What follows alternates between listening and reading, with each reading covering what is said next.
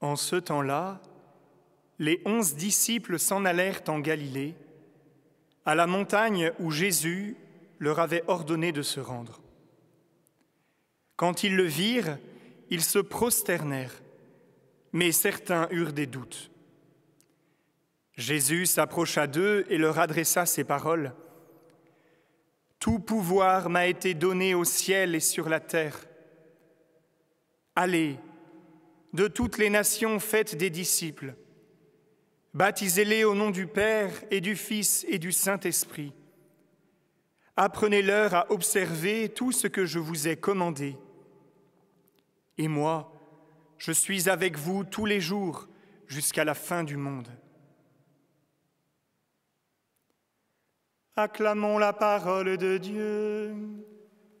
Louange à toi, Seigneur Jésus.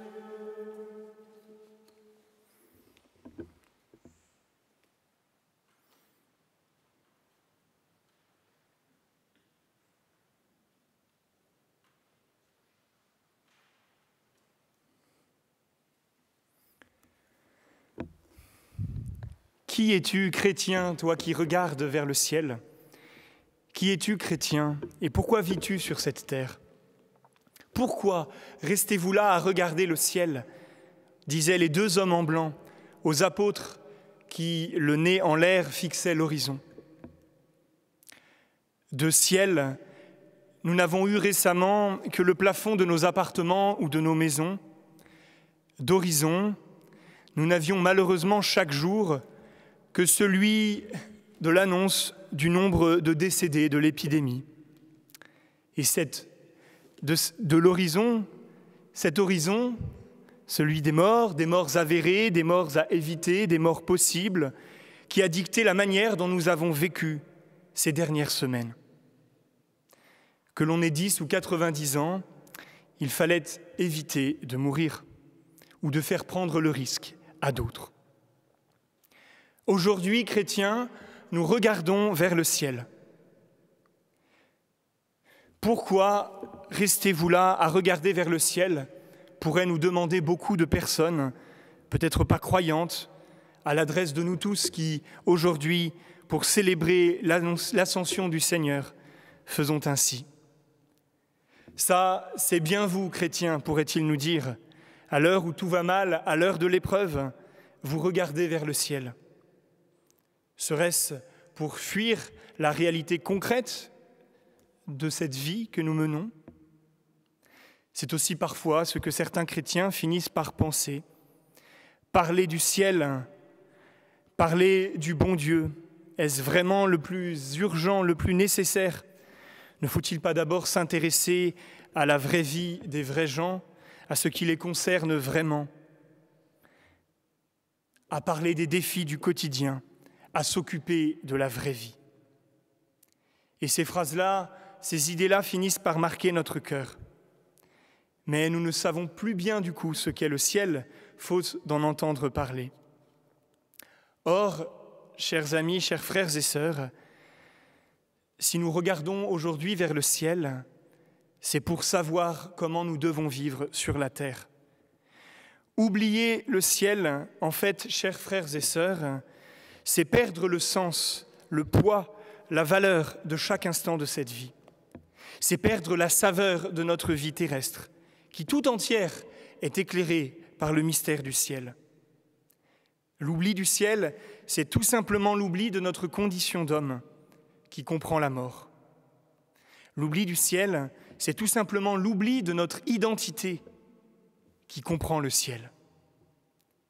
Comprendre le ciel, donc, aujourd'hui, pour mieux vivre comme des hommes sur cette terre jusqu'à notre mort. Comprendre le ciel pour savoir qui nous sommes et vivre en conséquence en donnant notre vie. Mais n'est-ce pas ce que Jésus a fait, comme nous le raconte le livre des Actes des Apôtres, pendant 40 jours, on nous dit qu'il a parlé aux disciples du royaume, non pas pour les arracher à cette terre, mais pour leur donner de vivre sur cette terre en disciples, pour vivre pleinement sur cette terre en apôtres. Et c'est ce que nous sommes aussi. comprendre le ciel pour savoir ce que nous sommes. Regardons la vie de Jésus elle-même. Dans toute sa vie, dans les instants les plus importants, celle-ci est marquée par cette révélation du ciel. Les anges à sa naissance, et surtout le Père au baptême, à la transfiguration, et encore au seuil de sa passion, je l'ai glorifié et je le glorifierai encore, dit le Père. En chacun de ces instants, Jésus a reçu du Père des bénédictions particulières qui l'ont éveillé à son identité de fils, à son destin d'homme sur la terre, de sauveur sur la terre. À chaque moment de notre vie, nous-mêmes, nous avons besoin aussi d'être confirmés dans notre identité. Comme enfants, à l'égard de nos parents, dont nous devons sentir la bénédiction et l'amour. Comme époux ou comme épouse, vis-à-vis de notre époux ou épouse, pour sentir que nous sommes vraiment aimés et reconnus comme tels. Comme vieillards, à l'égard de nos enfants, pour être sûrs d'avoir été pour eux un père ou une mère. Bref, nous ne possédons ni notre vie, ni notre identité, nous la recevons.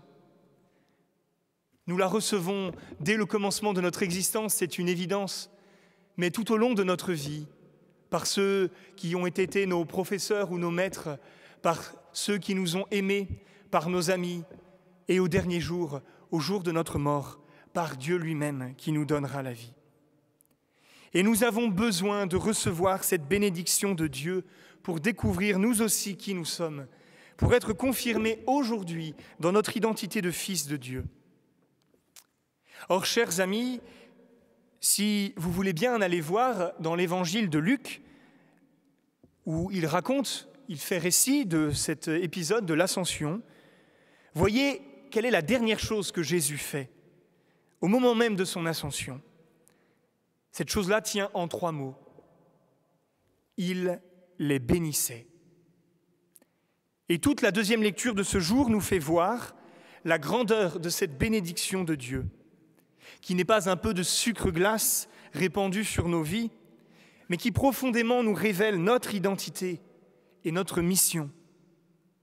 Nous avons tous besoin de cette bénédiction et de cette révélation. Et la fête de l'Ascension vient pour nous offrir cela. Chers amis, sur cette terre, c'est justement le rôle de Satan d'empêcher cela, d'empêcher en ce monde que nous connaissions cette identité et cette mission, de nous voler notre identité et notre destin. Il fera tout pour que nous ne connaissions pas Dieu et que nous ne sachions pas qui nous sommes. Il se servira de tous les événements de notre vie, douloureux ou joyeux, pour répandre au-dessus de nos têtes comme un amas de nuages à travers lesquels il nous sera difficile de percevoir le soleil, les rayons de la bénédiction de Dieu sur nous. La souffrance, la mort dont il a si souvent été question en ces jours, la division dans nos couples, la tension dans nos familles, l'incertitude de mon avenir d'étudiant. Tout ce qui semble bloquer mon avenir, tout cela m'empêche de lever les yeux vers le ciel pour croire que cela fait partie de ma vie.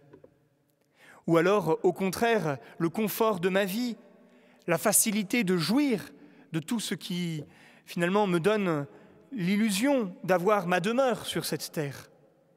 Tout cela qui me fait craindre de perdre tous ces biens, qui me fait craindre la mort. Ou bien la sacro-sainte santé qu'il faut préserver à tout prix et qui suscite en nous toutes les peurs.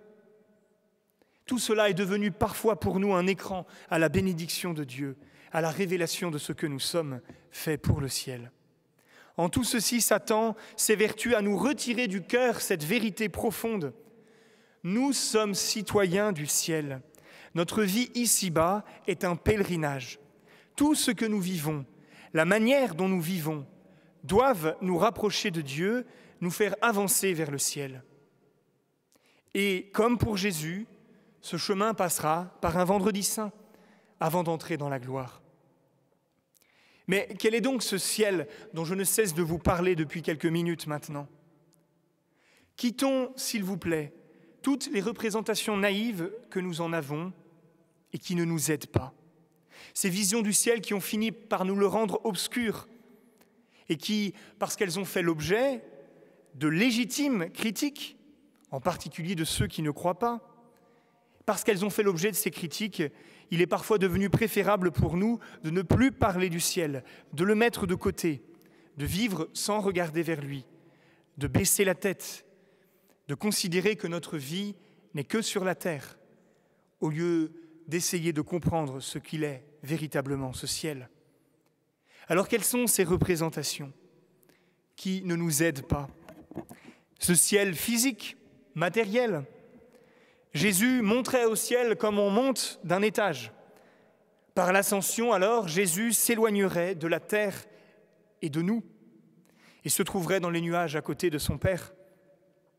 Cette représentation confine Dieu dans un éloignement de nos vies. Ou bien ce ciel comme une compensation de nos malheurs d'ici-bas, nous laissant pour l'instant résignés et inactifs par rapport à toutes les injustices du monde, qui de toute façon seront renversées au ciel. Bref, un ciel qui m'anesthésie et me désengage du monde. Ou bien le ciel comme un spectacle passif de Dieu. Quel ennui par rapport à notre existence terrestre, pleine de vie, d'action, de liberté. Ou bien le ciel comme mon salut, ma rencontre individuelle avec Dieu. Bref, un ciel et un salut égoïste qui me rend insensible au sort des autres hommes. Ou bien le ciel comme un après cette vie, un tout autre chose, tellement autre que ça n'a pas grand-chose à voir avec notre existence terrestre et qu'il est donc bien inutile de s'en occuper pour l'instant. Devant tous ces ciels de pacotille qui pourtant occupent encore largement nos esprits, la critique moderne et contemporaine a été sans pitié. Contre le ciel physique, il a suffi à nos astronautes d'entrer dans l'espace pour se rendre compte qu'il n'y avait pas Dieu et pour en tirer la conclusion qu'il n'existait pas. Devant le ciel, récompense et renversement des injustices de ce monde, tous les grands mouvements politiques, socialistes, athées ont critiqué les chrétiens qui, bien qu'ils prétendaient au primat de la charité, se sont enfermés dans une spiritualité du ciel qui rendait tout relatif les problèmes de ce monde. Devant le ciel, vision passive de Dieu, notre société moderne a exalté plus que jamais une vie terrestre remplie, libre, vivante, active, créatrice, féconde, qui rend notre ciel bien peu désirable devant cette vie d'ici-bas. Devant le ciel comme salut personnel, il n'a été préférable que de considérer comme vraie la vie ici-bas, vécue dans la solidarité et dans la fraternité humaine. Vous l'avez compris, chers frères et sœurs, rien de tout ceci n'est le ciel, car le ciel, c'est Dieu, Dieu lui-même. C'est nous plongés dans la vie de Dieu. Or, Dieu est présent dans le monde, présent en l'âme de chaque homme et surtout de chacun d'entre nous qui sommes baptisés. Toute notre vie d'ici-bas n'a pour but qu'une seule chose, nous préparer à entrer dans le ciel, c'est-à-dire à rencontrer Dieu et à entrer dans sa vie. À entrer dans le ciel véritable qui n'est pas au-dessus de nos têtes, non, le ciel chrétien qui est la vie en Dieu et ce ciel qui finalement est Jésus lui-même. La page des Actes des Apôtres que nous avons entendue nous a dit que Jésus a été assumé dans le ciel. C'est précisément le mot. On ne décrit pas l'ascension comme un voyage vers le haut, mais comme une action de la puissance de Dieu qui introduit Jésus dans l'espace de l'intimité, de la proximité divine. Dans le Christ élevé au ciel, c'est notre être humain qui est entré d'une manière inouïe dans l'intimité de Dieu. C'est notre chair humaine qui a franchi le seuil du ciel. C'est notre humanité qui est là, en Dieu, pour toujours. L'ascension du Christ signifie que Jésus n'appartient plus au monde de la mort et de la corruption qui conditionnent notre vie, mais que Jésus, en son humanité, appartient totalement à Dieu.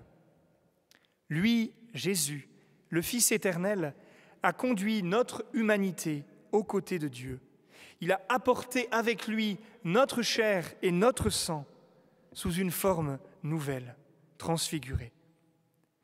Nous trouvons une place en Dieu. À travers le Christ, notre être a été conduit jusqu'à l'intérieur de la vie même de Dieu. Et comme Dieu embrasse tout l'univers, tout entier, l'ascension du Seigneur signifie alors que le Christ ne s'est pas éloigné de nous, mais que maintenant, grâce à sa présence auprès du Père, il est proche de chacun de nous, pour toujours. Le ciel indique le Christ, Jésus, en qui l'homme et Dieu sont inséparablement unis pour toujours. Notre être humain en Dieu, tel est le ciel, et nous nous approchons du ciel, ou mieux nous entrons dans le ciel, dans la mesure où nous nous approchons de Jésus et nous entrons en communion avec lui. Après l'ascension, les disciples revinrent à Jérusalem pleins de joie. Et vous comprenez alors, chers amis, que la cause de cette joie se trouve dans le fait que ce qui venait d'avoir lieu n'était pas pour eux une séparation, une absence permanente du Seigneur, mais qu'au contraire, ils avaient la certitude que Jésus, crucifié, ressuscité, était vivant pour toujours et qu'en lui, les portes de la vie éternelle avaient été ouvertes pour nous, pour tous les hommes. L'ascension du Seigneur ne signifie pas une absence temporaire du monde, mais est le commencement d'une forme nouvelle et définitive de sa présence auprès de nous. Désormais, dans la puissance de Dieu, Jésus est capable d'être présent à chacun et à tous. Nous comprenons alors que nous-mêmes, nous qui sommes l'Église, nous ne sommes pas là, nous ne vivons pas pour remplacer, pour suppléer l'absence du Seigneur qui a disparu, mais qu'au contraire, le sens de notre vie, la raison de notre être et de notre mission se trouve dans la présence permanente, bien qu'invisible, de Jésus. Une présence de Jésus qui agit par son esprit. Nous, Église, nous n'exerçons pas la fonction de préparer le retour d'un Jésus absent, mais nous vivons et nous œuvrons au contraire pour proclamer sa présence glorieuse. La solennité de l'Ascension nous exhorte donc, chers frères et sœurs, à renforcer notre foi dans la présence réelle de Jésus dans l'histoire, dans notre histoire, une foi qui, pour nous, doit se transformer en annonce. Alors, chers frères et sœurs, chers amis, chrétiens, chrétiennes, qui es-tu, toi qui regardes le ciel? Tu es l'homme avec Dieu, tu es la femme avec Dieu. Tout ce que tu es, tout ce que tu vis, dans tous les mystères de ta vie, tu es l'homme avec Dieu, tu es la femme avec Dieu.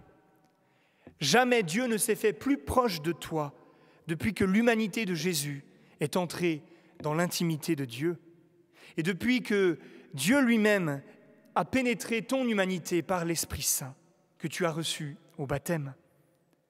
Ton nom est gravé sur les paumes de Dieu. Tu es fait pour le ciel. Ce que Jésus est devenu est ce que tu seras. Tu es le Fils de Dieu, tu es la fille de Dieu, béni par lui, envoyé sur cette terre pour marcher avec tes frères vers le ciel. Chaque instant de ta vie sur cette terre a pour but de te faire entrer en Dieu et de le laisser te donner sa vie. Alors, chers amis, chers frères et sœurs, réjouissons-nous, réjouis-toi de cette intimité aujourd'hui. Arrête-toi quelques instants, entre en toi-même et adore Dieu présent, vivant en ton âme. Tourne ton regard vers le ciel et regarde avec envie la place que Dieu notre Père t'a préparée.